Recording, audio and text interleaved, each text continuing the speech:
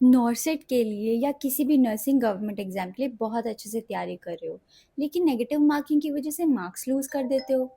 ऐसा हो रहा है। Hello everyone, myself Panchika Sharma and I am a nursing officer at a government hospital. आज हम इसी मेन टॉपिक पे बात करने वाले हैं, क्योंकि बहुत सारे बच्चे हैं जो ऐसे ही बोलते हैं कि नेगेटिव मार्किंग है, उसको कैसे रोका जाए, या फिर उसकी वजह से मार्क्स कट रहे हैं। क्योंकि मेरे साथ भी ऐसे ही होता था। जब मैं प्रिपरेशन करी थी, मैं अपने मॉक टेस्ट देती थी, प्रैक्टिस सेट सॉल्व करती थी, या फिर एग्ज़ाम देती थी, तो उसमें ऐसे ही होता था। नेगेटिव मार्किंग बहुत ज़्यादा होती थी और उसमें मेरे मार्क्स कट जाते थे। जो मैंने सही करा हुआ है वो भी ले डूबते थे साथ में। तो आज हम इसका सोल्यूशन जानने वाले हैं। इसका स्टेप 1 है नेगेटिव मार्किंग को समझना। नेगेटिव मार्किंग है क्या? नेगेटिव मार्किंग होती है, जैसे कोई भी रूल लगा लो। फॉर एग्जाम्पल हम बात करते हैं 1/3 नेगेटिव मार्किंग की।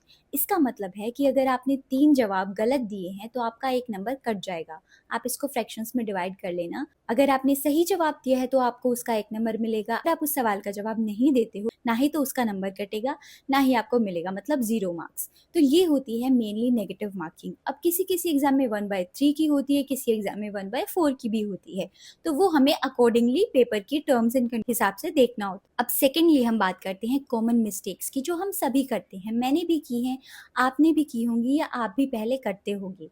सबसे पहली चीज़, हमारा जो इंस्टिंक्ट होता है ना, सबसे पहले ये होता है कि सभी को टिक कर दो। हम चाहते हैं कि हर क्वेश्चन को हम अटेम्प्ट कर दें। हर क्वेश्चन को अटेम्प्ट करने की जो कोशिश है ना, मतलब तुक्के मारने की जो कोशिश है ना, जिसका आंसर हमें नहीं भी आता, उसको टिक करने की जो कोशिश है, वो ही सबसे पहला हमारे रास्ते का काँटा है जो हमें ले डूबती है। तो इस चीज़ को अवॉइड करो। जिसके लिए श्योर हो ना बिल्कुल 100%, पहले उस पे ही टिक करो। क्योंकि प्रॉब्लम यहाँ पर ही तो आती है। क्या होता है ना कि जब हम सब चीज़ों को टिक करने की कोशिश करते हैं ना, कंट्रोल खो देते हैं हम उन क्वेश्चंस के ऊपर से। तो इस चीज़ को अवॉइड करना, थोड़ा-सा कंट्रोल में रहना और देखना, समझना क्वेश्चन को। सबसे पहले क्वेश्चन पढ़ना है पूरा कि पूछा क्या गया है। कई बार ऐसे क्वेश्चन पूछे जाते हैं कि वो आपको कन्फ्यूज़ कर देते हैं। बहुत बेसिक क्वेश्चन होगा, लैंग्वेज ऐसी होगी कि उसको घुमा दिया जाएगा सवाल को। आपको समझ में ही नहीं आएगा कि पूछा क्या था और मैंने आंसर क्या किया। अब क्योंकि टाइम का प्रेशर होता है, तो टाइम के प्रेशर में हम गेस करने लगते हैं चीज़ों को। ऐसे नहीं करना है, काम रहना है, फ़ोकस्ड रहना है और तब क्वेश्चन को पढ़ के अटेम्प्ट करना है। अब इसके अलावा जो एक सबसे बड़ी प्रॉब्लम है जो हम सब फेस करते हैं, वो ये है कि जो हमारा फर्स्ट आंसर होता है ना, जो इंस्टिंक्ट आंसर होता है ना, उसको बिना वैलिड रीजन के, बिना रेशनल के हम दूसरी बार जब सोचते हैं तो चेंज कर देते हैं। मोस्ट ऑफ द केसेस में मैंने जो नोटिस किया है, जो चीज़ मेरे दिमाग में पहले स्ट्राइक करती है ना, फर्स्ट आंसर जो होता है, वो मोस्टली सही होता था। उसको मैं जब दोबारा पढ़ती थी तो मैं उसका आंसर चेंज कर देती थी, बिना ऐसे ही सोचे समझे कि नहीं ऐसे नहीं हो सकता, ऐसे।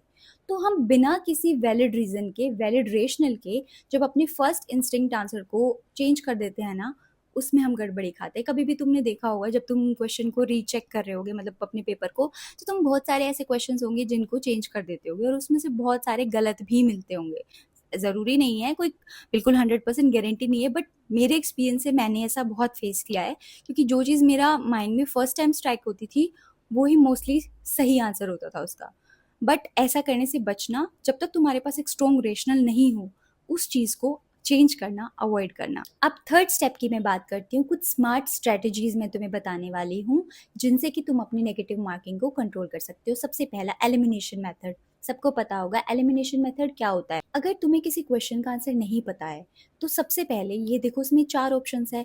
अब 4 में से 2 ऑप्शंस ऐसे अगर तुम्हें पता है कि ये तो पक्का ही नहीं होंगे, तुम्हें लग रहा है कि 2 ऑप्शंस तो पक्का ही नहीं होंगे, तब उन दोनों ऑप्शंस को एलिमिनेट कर दो। अब जो 2 ऑप्शन बचे हैं उसमें 50-50% का कैलकुलेटेड रिस्क है, तो बहुत चांसेस हो जाते हैं कि उस क्वेश्चन को तुम थोड़ा सही अटेम्प्ट कर पाओ। सेकंड स्ट्रेटजी है अवॉइड ब्लाइंड गेसिंग। अगर तुम्हें बिल्कुल नहीं पता उस क्वेश्चन के बारे में, ज़ीरो पता है, कुछ नॉलेज नहीं है, तो उसे छोड़ना बेटर है, क्योंकि 0 मार्क्स बेटर है नेगेटिव मार्किंग से।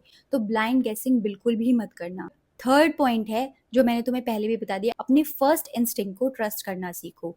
जो तुम्हारा फर्स्ट आंसर आया है, मोस्टली वो ज़्यादा सही होता है जब तुम चेंज करते हो उसके बजाय। तो फर्स्ट इंस्टिंक्ट को अपना थोड़ा सा ट्रस्ट करो। नेक्स्ट पॉइंट है अटेम्प्ट सिलेक्शन स्ट्रेटेजी। एक ऐसी स्ट्रेटेजी बनाओ कि तुम्हें 80 से लेके 85% का जो पेपर है वो ही अटेम्प्ट करना है। मतलब तुम एक सेफ स्कोर तक पहुंच जाओ। सेफ स्कोर कैसे डिसाइड करना है उस एग्जाम का, जो तुम्हें लगता है लेवल ऑफ एग्जाम कैसा है, नंबर ऑफ वैकेंसीज, ये सब चीजें अपना देखो कि क्वालिफाई तो करना ही करना है, बट एक सेफ स्कोर तक तुम कैसे पहुंच सकते हो, ये हमारे टीचर्स हमें एग्जाम से पहले बता ही देते थे। इसमें मेन क्या है, जो आपके डाउटफुल क्वेश्चन है ना उनको फिल्टर करो पहले, कि इनको हम बाद में अटेम्प्ट करेंगे, उनको छोड़ो अभी उस टाइम के लिए। और ऐसे कुछ क्वेश्चन देख लो कि 80 से 85% का जो तुम्हारा क्वेश्चन है वो अगर तुम्हें आ रहे हैं तो पहले उनको अटेम्प्ट करो, और अगर बिल्कुल नहीं आ रहे बाकी के तो उनको छोड़ दो। 85% ऑफ एग्जाम तुमको अटेम्प्ट करना है, ये होती है हमारी सेफ सिलेक्शन स्ट्रैटेजी। इसमें तुम एक सेफ स्कोर तक पहुंच सकते हो बिना नेगेटिव मार्किंग से टक्कर खाए। और फिर सबसे इंपॉर्टेंट चीज़ जो है, देखो सबसे पहले वही क्वेश्चंस अटेम्प्ट करने की कोशिश करो जो तुम्हें बिल्कुल श्योरिटी है या तुम्हें आते हैं। बाद में जो डाउटफुल क्वेश्चंस हैं उनको बाद में देखना, क्योंकि इससे आपकी टाइम मैनेजमेंट अच्छी होती है। अगर आप पहले अपना दिमाग खपा दोगे इन क्वेश्चंस में जो आपको बिल्कुल नहीं आ रहे हैं, तो आपको फिर टाइम मैनेज करना मुश्किल हो जाएगा, और टाइम मैनेज नहीं कर पाओगे तो घबराहट होगी, काम नहीं रह पाओगे, एंग्जाइटी होगी, फोकस नहीं रह पाओगे, वहां पे दिमाग की दही हो जाएगी। नेक्स्ट है प्रैक्टिस मॉक टेस्ट। आपके जो मॉक टेस्ट है ना उनको प्रैक्टिस बिल्कुल करना है, प्रीवियस ईयर क्वेश्चन को प्रैक्टिस करना ही करना है। तुम्हें एक अंदाजा होना चाहिए कि किस तरह का पैटर्न आता है, किस तरह का एग्जाम आता है, कौन से क्वेश्चंस ज्यादा इंपॉर्टेंस रखते हैं, कौन से टॉपिक से ज्यादा क्वेश्चंस आ रहे हैं, और ये तुम्हारा होगा प्रैक्टिस करने से। अब previous year question papers no sir तो देता नहीं है, मिलेंगे कहाँ पे? तो मिशन नर्सिंग नोट्स का एक ऐप है, उसको डाउनलोड करो, उसमें 2025 तक के सारे नोट सेट के क्वेश्चंस आपको मिल जाएंगे, और बहुत ही अच्छे तरीके से कलेक्ट करके उन्होंने अपनी टीम के द्वारा वहाँ पे डाले हुए हैं ई-पीडीएफ के रूप में, जो कि आपको हेल्प करेंगे पैटर्न समझने में, आंसर समझने में। और सबसे बड़ी चीज़ और सबसे अच्छी चीज़ ये है कि उसमें आंसर के साथ रेशनल भी दिया गया है, तो वहाँ से तुम्हें डाउट वाली चीज़ तो कैंसल आउट ही हो गई। और मॉक टेस्ट भी तुम्हें मिल सकते हैं, आप कोई भी टेस्ट सीरीज ले सकते हो अच्छी सी, एक चैंपियन लाइव टेस्ट सीरीज है, इन्हीं की है, पूरे टॉपर्स ने बनाई हुई है, यहाँ पे तुम्हें दिख भी रहा होगा बैनर में। अगर तुम लेना चाहते हो तो डिस्क्रिप्शन में सारे लिंक भी मिल जाएंगे, और यहाँ पे सारे नंबर्स भी दिए गए हैं, तो कॉन्टैक्ट कर सकते हो। और जब हम प्रैक्टिस करते हैं ना टेस्ट सीरीज से, प्रीवियस ईयर क्वेश्चन पेपर से, या किसी भी मॉक टेस्ट से, या किसी भी बुक से, तो हमारा कॉन्फिडेंस लेवल बढ़ जाता है और गलती करने के चांसेस बहुत कम हो जाते हैं। मैं तुम्हें एक बात बताती हूँ, सिलेक्शन ना सिर्फ नॉलेज से नहीं होता। सिलेक्शन कैसे होता है? सिलेक्शन इससे नहीं होता तुमने कितना पढ़ा है, कैसे पढ़ा है। सिलेक्शन कब होता है कि एग्जाम में बैठ के तुम्हारे दिमाग ने किस तरह तुम्हारा साथ दिया, कैसे काम किया, तुमने अपनी रेशनल थिंकिंग को कितना हावी होने दिया, और इरेशनल थिंकिंग को, डाउटफुल थिंकिंग को कितना हावी होने दिया। इस बात का सबसे ज़्यादा इफेक्ट पड़ता है तुम्हारे सिलेक्शन पे, तुम्हारे रिजल्ट पे। मैं हमेशा यही कहती हूँ, बहुत बच्चे पढ़ते हैं, सब मेहनत करते हैं, जब किसी को सरकारी नौकरी चाहिए होती है तो हर कोई मेहनत करता है, बट सिलेक्शन किसका होता है?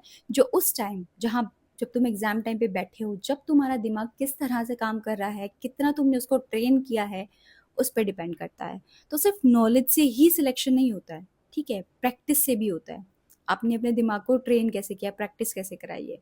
तो और नेगेटिव मार्किंग कोई ऐसी खेल नहीं है कि तुक्का मारा हो गया, नहीं, इसको कंट्रोल करना एक आर्ट है जो कि प्रैक्टिस से ही सीख पाओगे।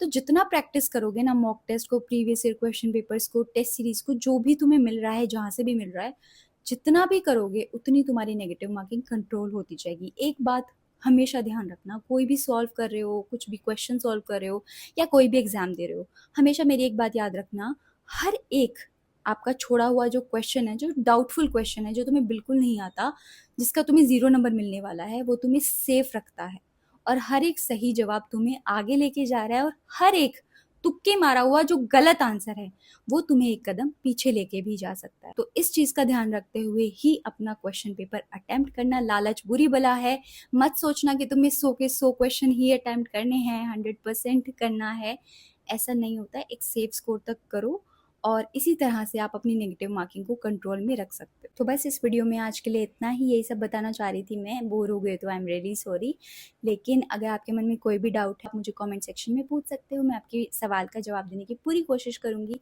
अब हम मिलेंगे अपनी नेक्स्ट वीडियो में, तब तक के लिए अपना बहुत ख्याल रखना, बहुत सारी पढ़ाई करना। बाय।